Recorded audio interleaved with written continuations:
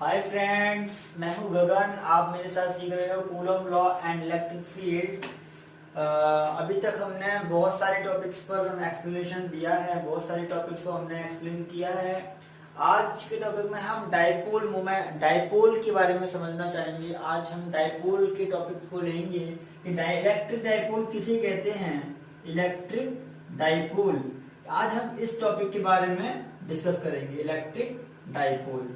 अब ये electric dipole क्या होता है, कैसे बनता है, कहाँ कहाँ हमें देखने के लिए मिलता है, ये हम देखते हैं। इलेक्ट्रिक डाइपोल, देखो इलेक्ट्रिक डाइपोल क्या होता है, इसके बारे में जानने से पहले मैं आपको एक और इम्पोर्टेंट बात बता दूं कि जिसने अभी तक चैनल को सब्सक्राइब लाइक शेयर नहीं किया है वो मेरे चैनल को सब्सक्राइब लाइक शेयर जरूर करे, जिससे कि आने वाली वीडियो की नोटिफिकेशन मिलती रहे। और अपने फ्रेंड्स के साथ शेयर करें चैनल को, जिससे कि उनका भी थोड़ा बेनिफिट हो। और पूरा पूरा बेनिफिट लीजिए फ्री स्टडी का। और आप सब्सक्राइब कीजिए चैनल को, और मतलब ज़्यादा से ज़्यादा सब्सक्रिप्शन अपने फ्रेंड्स वगैरह को शेयर कीजिए चैनल को, जिससे कि अगर मुझे सब्सक्राइब मिलेगा तो मुझे एक मोटिवेशन मिलेगी, जिससे कि मुझे ना एक एक्साइटमेंट होता है और मतलब और अच्छा मैं दे सकूं बच्चों को। ठीक है, तो आइए हम अपने टॉपिक पर चलते हैं। तो देखो इलेक्ट्रिक डाइपोल क्या होता है, किसे कहते हैं इलेक्ट्रिक डाइपोल। देखो इलेक्ट्रिक डाइपोल सिंपल एक, सपोज करो कि अगर हमारे पास दो चार्ज हैं, ये है हमारे पास प्लस क्यू और ये है हमारे पास माइनस क्यू, ये है हमारे पास माइनस क्यू, ये प्लस क्यू और ये माइनस क्यू। हमारे पास इलेक्ट्रिक डाइपोल है, ये प्लस क्यू और ये माइनस क्यू। इलेक्ट्रिक डाइपोल है, सभी चार्ज हैं, दो पॉइंट चार्ज है हमारे पास, प्लस क्यू और माइनस क्यू। अब इन दो चार्जेस को अगर मैं कुछ डिस्टेंस पर रख देता हूँ, इन दो चार्जेस को अगर मैं कुछ डिस्टेंस पर एक दूसरे से रख देता हूँ, ये चार्ज इस तरह के हैं कि दोनों का मैग्नीट्यूड सेम है, दोनों का मैग्नीट्यूड सेम है। इस तरह के चार्ज है, दोनों का मैग्नीट्यूड सेम है। अगर ये 2 कूलम का चार्ज है तो ये भी 2 कूलम का चार्ज होगा, अगर ये 3 कूलम का चार्ज है तो ये भी 3 कूलम का ही चार्ज होगा। तो मतलब दोनों का मैग्नीट्यूड सेम है बट नेचर डिफरेंट है, ये पॉजिटिव है तो ये नेगेटिव है।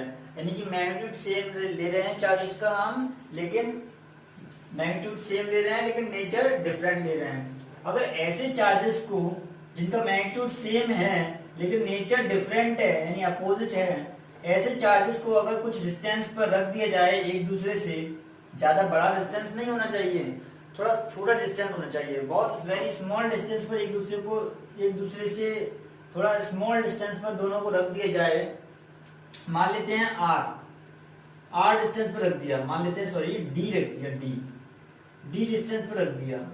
अगर मैं इन्हें डी डिस्टेंस पर रख दूं, अगर मैं इन्हें डी डिस्टेंस पर रख दूं और दो चार्जेस को जिनका मैग्नीट्यूड सेम है लेकिन साइन अपोजिट है, तो ये एक सिस्टम हमारे पास क्रिएट हो जाएगा। हमारे पास एक सिस्टम बनेगा, टू चार्जेस का सिस्टम। ये टू चार्जेस का हमारे पास सिस्टम तैयार हो जाएगा, ये टू चार्जेस का हमारे पास सिस्टम आ गया। इस सिस्टम को मैं बोलूंगा डाइपोल, इलेक्ट्रिक डाइपोल। क्या बोलूंगा? Electric dipole. तो आप समझ ही गए होंगे इलेक्ट्रिक डाइपोल क्या होता है। A system of two charges in which two charges are of the same magnitude but different nature are placed at a very small distance, है ना, from each other, एक दूसरे से। ठीक है, यानी कि इलेक्ट्रिक डाइपोल एक ऐसा सिस्टम होता है दो पॉइंट चार्जेस का, जिसमें दो चार्जेस सेम मैग्नीट्यूड के और अपोजिट साइन के कुछ डिस्टेंस पर एक दूसरे से रख दिए जाते हैं। तो ऐसा जो सिस्टम बनता है दो चार्जेस का, उसे हम बोलते हैं इलेक्ट्रिक डाइपोल। ठीक है, इस चार्ज का सेंटर ये रहा, इस चार्ज का सेंटर ये रहा, यानी इस चार्ज का जो सेंटर होगा वो ये रहा, इस चार्ज का सेंटर होगा वो ये रहा। सपोज करो ये वाला चार्ज रखा है ए पर, ये पोजीशन ए पर, और ये वाला चार्ज रखा है पोजीशन बी पर। तो इस डाइपोल का नाम कैसे दे सकते हैं हम? ए बी एक डाइपोल है जिसके बी पॉइंट पर माइनस क्यू चार्ज है, ए पॉइंट पर प्लस क्यू चार्ज है। तो ये हमारा एक इलेक्ट्रिक डाइपोल है। तो आप इलेक्ट्रिक डाइपोल आप समझ गए होंगे, ऐसा होता है इलेक्ट्रिक डाइपोल। देखो पहले तो हम डेफिनेशन लिख देते हैं इलेक्ट्रिक डाइपोल की, फिर और देखते हैं कि और इलेक्ट्रिक डाइपोल हमें कहाँ कहाँ देखने के लिए मिलता है। इलेक्ट्रिक डाइपोल हमें कहाँ कहाँ देखने के लिए मिलता है वो उस पर डिस्कस करेंगे, ठीक है। तो देखो इलेक्ट्रिक डाइपोल की डेफिनेशन कैसे लिखेंगे, a system of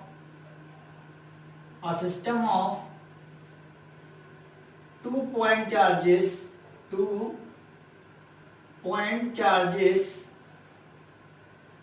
in which 2 point charges of same magnitude, ये आपको ध्यान रखना है, same magnitude but opposite nature,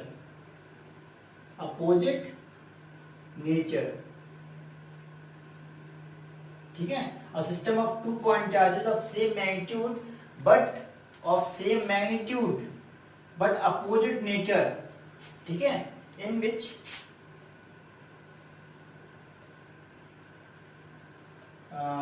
a system of 2 point charges of same magnitude but opposite nature are placed, फिर ऐसा बोल सकते हैं एक ऐसा दो पॉइंट है सिस्टम जिसमें सेम मैग्नीट्यूड है, अपोजिट नेचर है सिस्टम का, जो दोनों सिस्टम को बना रहे हैं उस सिस्टम में, इस सिस्टम में फॉर्मूला आपकी इन विच they are placed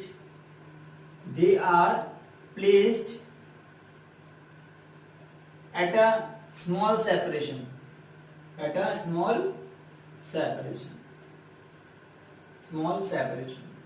ये है हमारी डाइपोल की definition, small separation. This system is known as the electric dipole. This system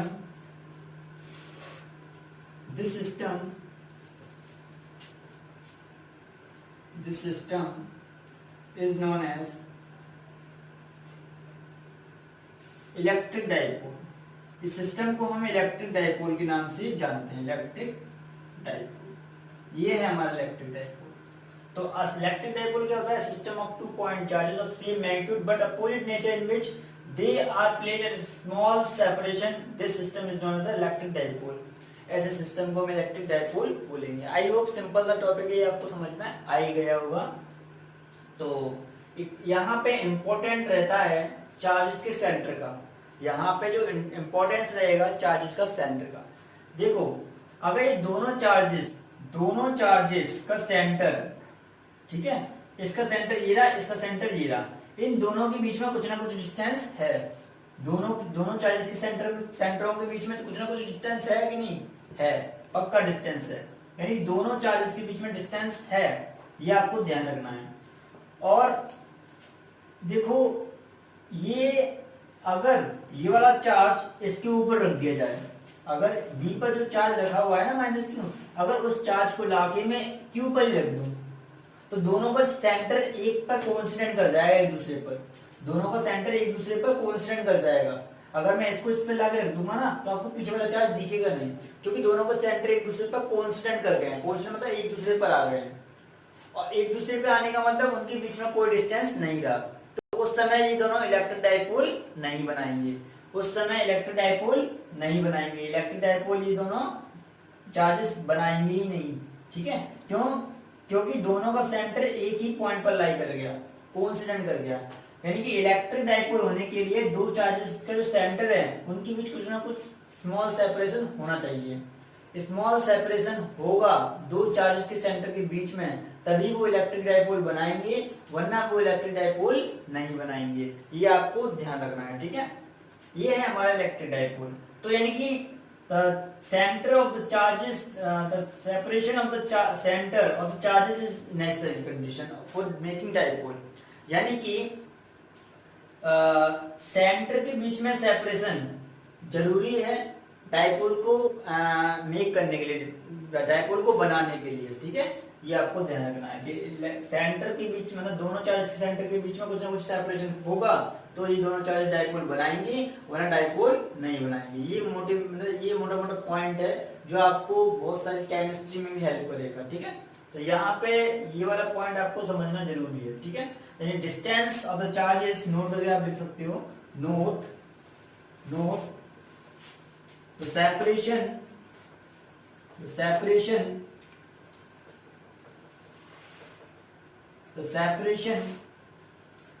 between the center between the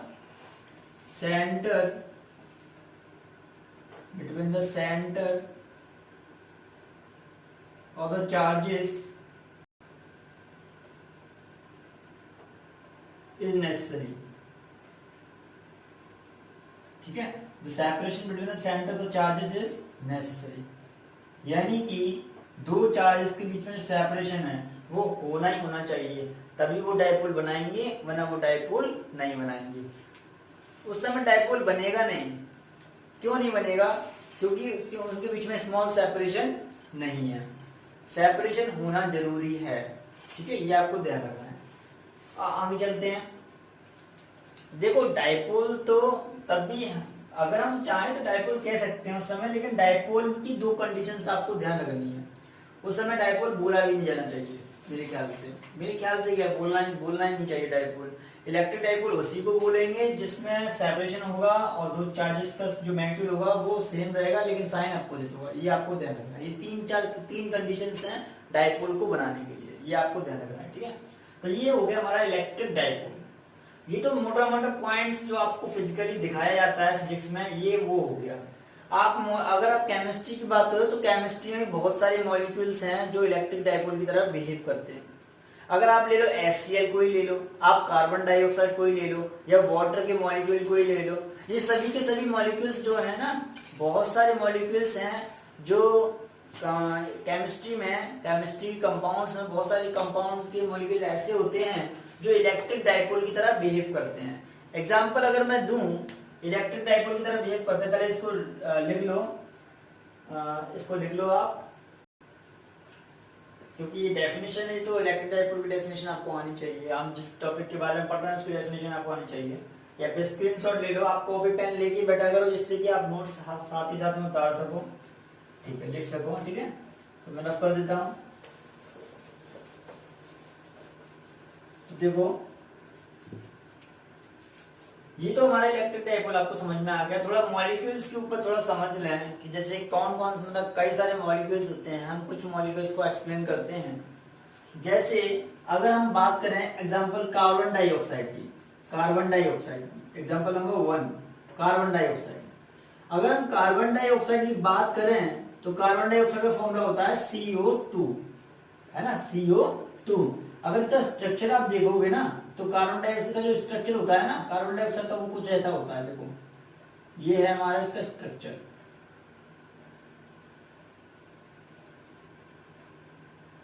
ये है हमारा कार्बन डाइऑक्साइड का स्ट्रक्चर, ठीक है।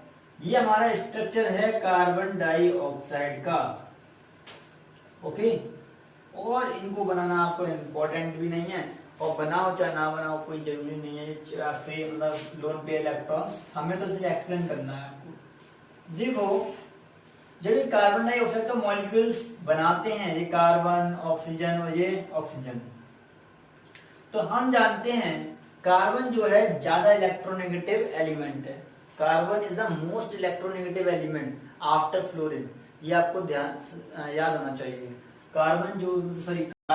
मिस्टेक हो गई, कार्बन तो है इलेक्ट्रोनेगेटिव, लेकिन कार्बन से भी ज्यादा इलेक्ट्रोनेगेटिविटी होती है किसकी? ऑक्सीजन की। कार्बन से भी ज्यादा इलेक्ट्रोनेगेटिविटी ऑक्सीजन की होती है। तो यानी कि जब ये कार्बन के साथ ऑक्सीजन बॉन्ड बनाता है तो कार्बन पर थोड़ा थोड़ा पार्शियली पॉजिटिव चार्ज आ जाता है और इस पर नेगेटिव चार्ज आ जाता है। इसी तरह से कार्बन ये भी इस तरह से बिहेव करेगा, इस पर भी नेगेटिव चार्ज, इस पर, इसके कारण इस पर पॉजिटिव चार्ज, ठीक है। ये तो आपको मालूम ही होगा, आप केमिस्ट्री में पढ़ा होगा आपने। अब देखो यहाँ पे क्या है, दोनों एक ही लाइन, तीनों के तीनों एक ही लाइन पर लाई कर रहे हैं, तीनों के तीनों एक ही लाइन पर लाई करना है। यानी कि इसका नेगेटिव का ऑक्सीजन एटम का जो नेगेटिव चार्ज इस मॉलिक्यूल में,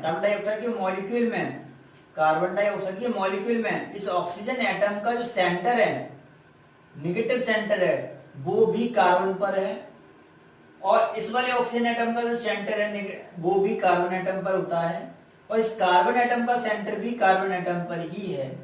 यानी कि तीनों के तीनों एटम का सेंटर यहीं पर है। तो देखो तीनों, यानी कि इसका जो पॉजिटिव चार्ज का सेंटर है वो भी कार्बन पर है, इसके ऑक्सीजन के नेगेटिव चार्ज का सेंटर वो भी कार्बन पर है। इसके ऑक्सीजन का इस वाले ऑक्सीजन का सेंटर, नेगेटिव चार्ज का सेंटर वो भी कार्बन पर है। यानी कि तीनों दोनों तरह के चार्जेस का सेंटर जो है वो एक ही पॉइंट पर लाई कर रहा है जहां कार्बन का सेंटर लाई कर रहा है। तो तीनों चार्जेस के बीच में कोई मतलब दो इन दोनों के बीच में सेंटर का डिफरेंस है, डिस्टेंस है, सेपरेशन है नहीं, क्योंकि इसका सेंटर यहीं पे है, इसका भी सेंटर यहीं पे है। अब दोनों के इन दो चार्जेस के बीच में सेंटर जो है, इन दो इसका सेंटर, इसका सेंटर, इसका नेगेटिव चार्ज का सेंटर, इसका पॉजिटिव चार्ज का सेंटर इसी पर लाई कर रहा है।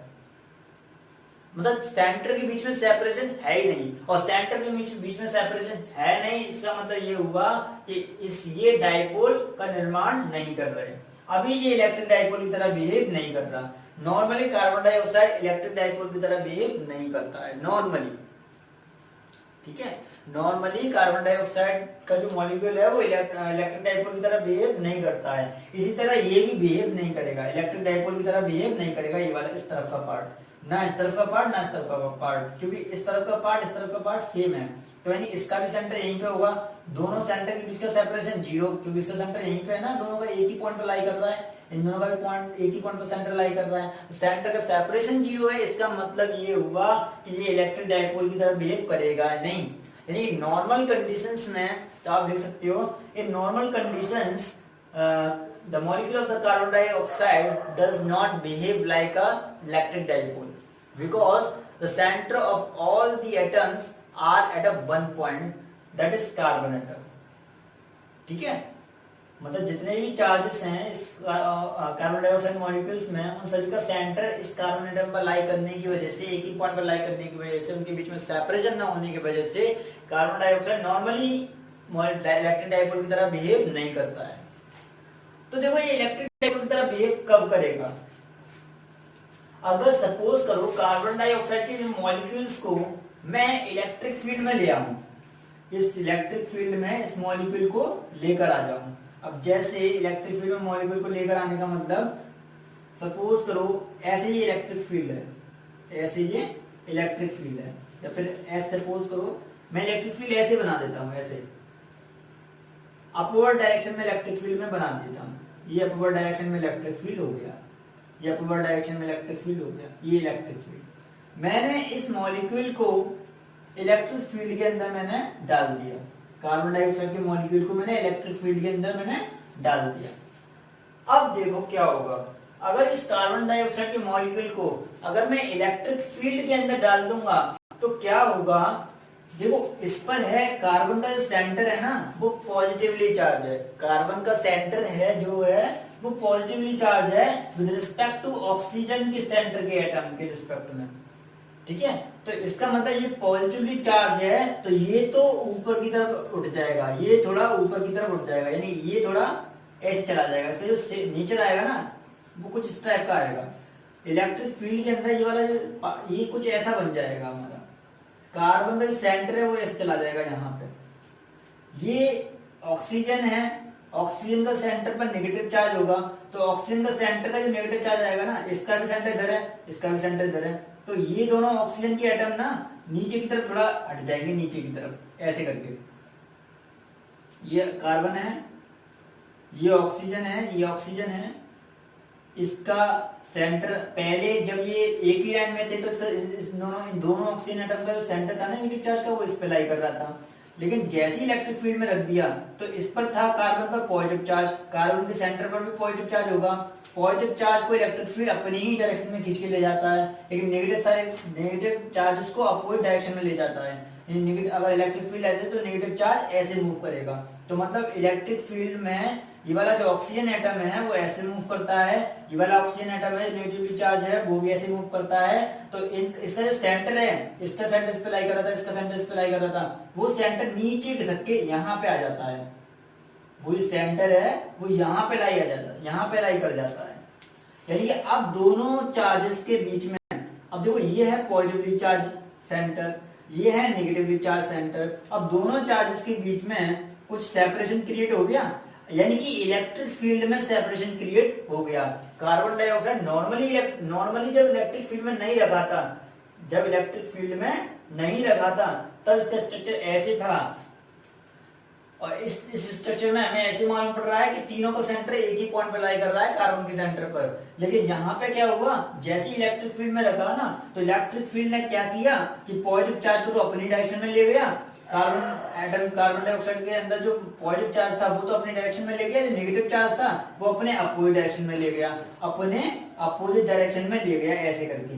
जो नेगेटिवली चार्ज आइटम होते हैं वो अपोजिट डायरेक्शन में जाएंगे ना, इलेक्ट्रिक फील्ड के अपोजिट डायरेक्शन में जाएंगे। ऐसे अगर इलेक्ट्रिक फील्ड ऊपर है तो चार्ज नीचे जाएगा, नेगेटिव चार्ज, तो नेगेटिव नीचे चला गया, ये नीचे चला गया। इन दोनों का सेंटर जो था वो यहाँ पे था, वो सेंटर भी थोड़ा नीचे खिसक के आ गया, यहाँ पे आ गया, तो दोनों के बीच में सेपरेशन क्रिएट हो गया ना, डी डिस्टेंस का सेपरेशन क्रिएट हो गया दोनों के बीच में।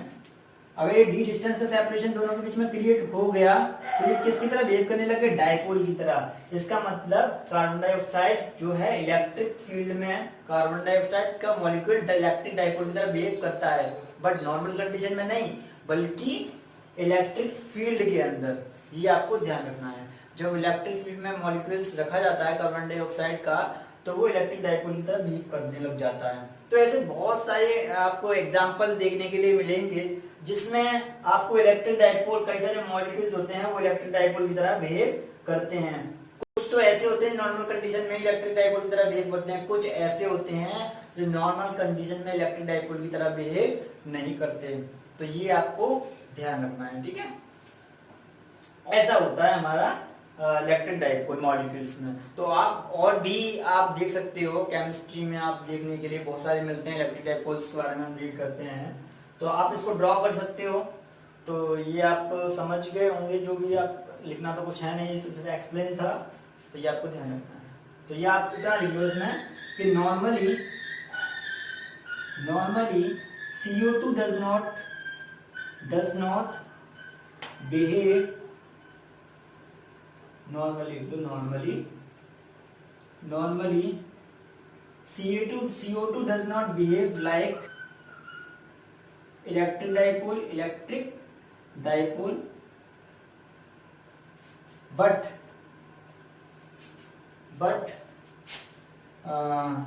in electric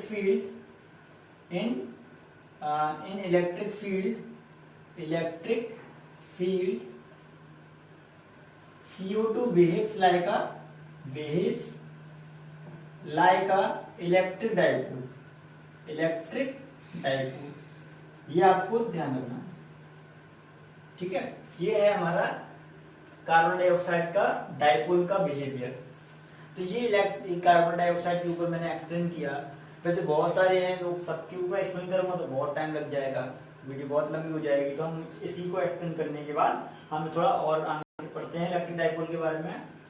देखो, इलेक्ट्रिक डाइपोल को कैरेक्टराइज करने के लिए एक नया वर्ड हम पढ़ते हैं, dipole moment. Electric dipole moment. अब ये इलेक्ट्रिक डाइपोल मोमेंट क्या होता है, पहले आप इसको कॉपी पेन से आप ड्रॉ कर लो, कॉपी पे या कॉपी कर लो इसको, या स्क्रीनशॉट ले लो। आप ऐसा करो, साइड हो गया, आप स्क्रीनशॉट ले लो पूरे का, जिससे कि आप बाद में कॉपी कर लेना, ठीक है। आपने ले लिया होगा स्क्रीनशॉट। तो आगे चलते हैं, electric dipole moment. Electric dipole moment क्या होता है? तो इलेक्ट्रिक डाइपोल मोमेंट क्या होता है, इसको हम रीड करते हैं। Electric dipole moment, electric dipole moment. अब ये इलेक्ट्रिक डाइपोल मोमेंट क्या चीज होती है? तो ये इलेक्ट्रिक डाइपोल मोमेंट एक डाइपोल का कैरेक्टरिस्टिक्स होता है। अगर आपसे कहा जाए कि कौन सा डाइपोल स्ट्रॉन्ग है, कौन सा डाइपोल वीक है, तो आप कैसे कैरेक्टराइज करोगे, कैसे डिस्टिंग्विश करोगे? तो इसको डिस्टिंग्विश करने के लिए हम क्या करते हैं, हमने एक नया टर्म बनाया है, electric dipole moment. Electric dipole moment is a way to characterise the dipole moment. Electric dipole moment एक ऐसा टर्म है, एक ऐसा टर्मिनोलॉजी बनाया है हमने, जिसके थ्रू हम ये बता सकते हैं कौन सा डाइपोल ज्यादा स्ट्रेंथ वाला है, कौन सा डाइपोल कम स्ट्रेंथ वाला है, ठीक है। ये हम इलेक्ट्रिक डाइपोल मोमेंट की सहायता से एक्सप्लेन कर सकते हैं, ठीक है। Strength of the electric dipole बताई जाती है किससे? इलेक्ट्रिक डाइपोल मोमेंट से, या आप ऐसा बोल सकते हो, ठीक है। तो इलेक्ट्रिक डाइपोल मोमेंट निकालते कैसे हैं? तो सिंपल, इलेक्ट्रिक डाइपोल मोमेंट कैसे निकालते हैं? सपोज करो हमारे पास ये दो चार्जेस हैं, डाइपोल तो आपको बता ही दिया कैसा होता है, ये माइनस क्यू, ये चार्जेस हैं, ये कुछ डिस्टेंस पर रखे गए हैं, कुछ डिस्टेंस पर रखे गए हैं। एक और बात मैं आपको बता दूं, चलो मान लेते हैं कुछ डिस्टेंस पर रखे गए हैं, तो ये मान लेते हैं ये 2l डिस्टेंस पर रखे गए हैं, 2l डिस्टेंस पर रखे गए हैं, 2l। अब ये डाइपोल 2l डिस्टेंस पर रखे गए हैं, ऐसा मैंने बोल दिया। अब ये 2 क्यों लिखा वो भी मैं आपको एक्सप्लेन करूंगा क्यों लिखा है मैंने 2, लेकिन उससे पहले मैंने आपको डाइपोल बना के दिखाया और 2l डिस्टेंस पर सेपरेशन मैंने बता दिया। अब देखो इलेक्ट्रिक डाइपोल मोमेंट क्या चीज होती है? इलेक्ट्रिक डाइपोल मोमेंट किसे बोलते हैं? तो सिंपली आप फॉर्मूले से डेफिनेशन बनाना, पहले आप फॉर्मूला समझो। P इलेक्ट्रिक डाइपोल मोमेंट दिखाते हैं हम P से, किसे दिखाते हैं? P से।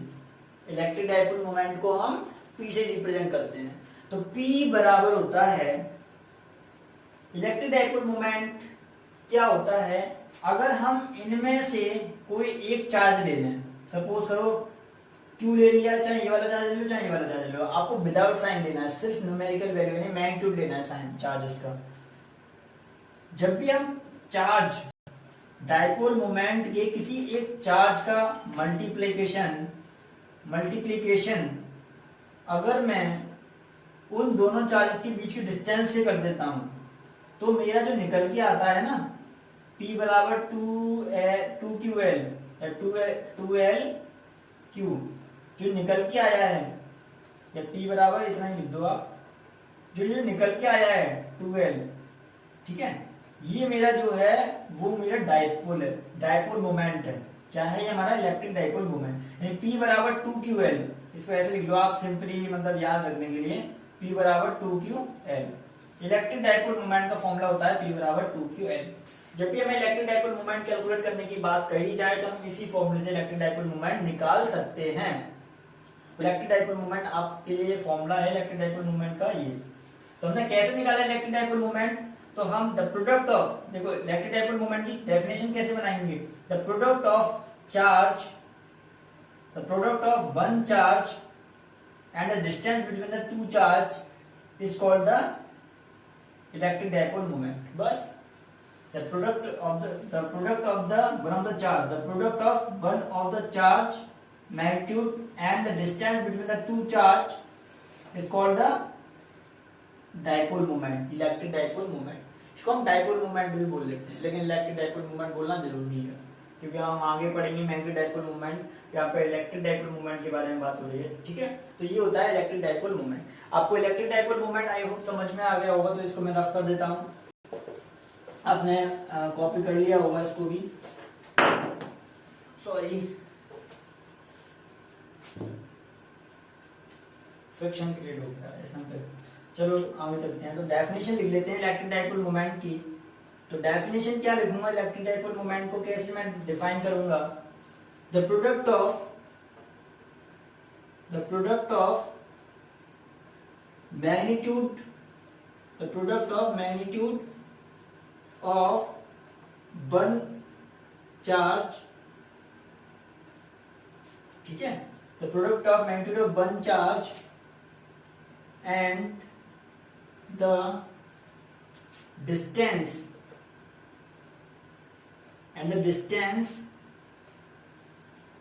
between the two charges,